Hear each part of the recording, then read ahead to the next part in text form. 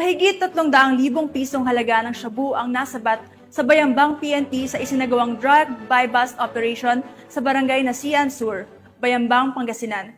Ang report mula kay Patrol Woman Dennis Carinal.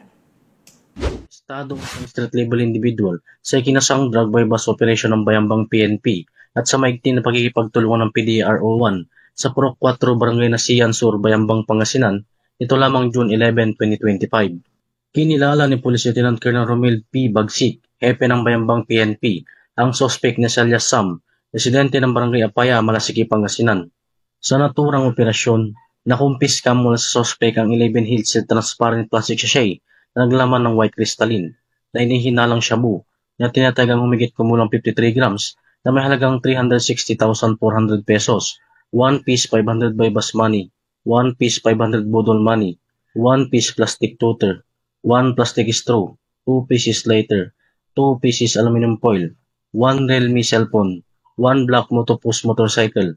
Maharap ito sa kasong paglabag sa Republic Act 9165 o Comprehensive Dangerous Drugs Act of 2002. Ang tagumpay ng operasyon ay bunga ng magandang ugnayan ng mamamayan pambansang pulisya para mas lalo mapaigting ang kampanya laban sa kriminalidad tungo sa mapayapat ligtas na bagong Pilipinas. Mula dito sa Picadillo, Ilocos Region, ako po ang inyong Police News Network Correspondent, Patrolman Dennis Carinal, alagad ng batas, tagataguyod ng Balitang Pulis.